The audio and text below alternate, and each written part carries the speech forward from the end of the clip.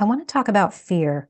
Anytime you're thinking about change, whether it's a career change or a business change or thinking about moving from employment to self-employment, fear is going to get kicked up. That is just a fact. Any kind of change, but maybe especially around work because there's so much connected to that, our income, our identity, it's big. And so even though you might be wanting a change, you're really desperate to maybe leave that job that's not feeling good.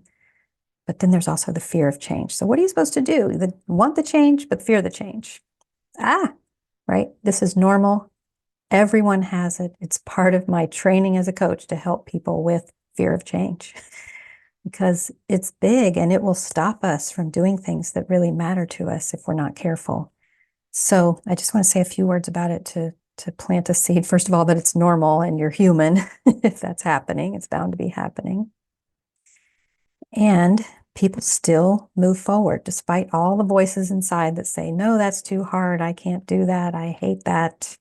That's not going to work for me. It comes in all kinds of tricky ways. It doesn't just say afraid of change. It says, I can't do that. That's not going to work for me and my family and our income needs, or that's for other people, or it's too late for me to change, or I'm never going to find something that I like, so I might as well stay with this.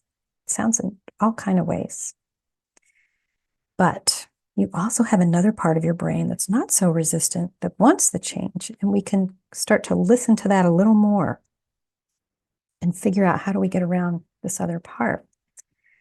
There are some ways.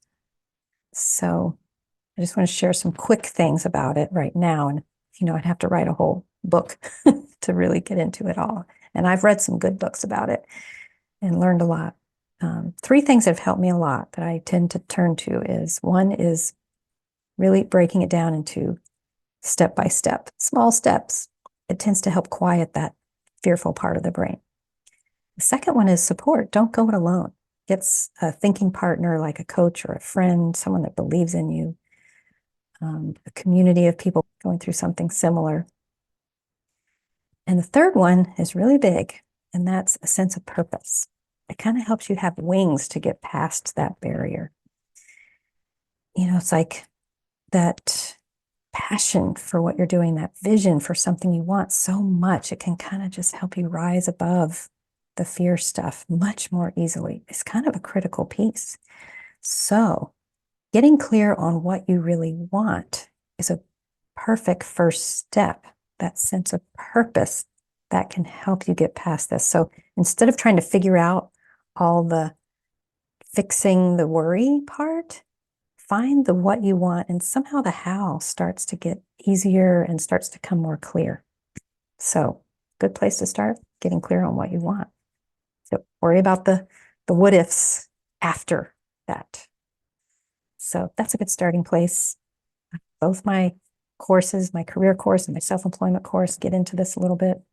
Everyone who comes to me for coaching, we always get into this. This is always a factor. Hope that's helpful for today. Thanks.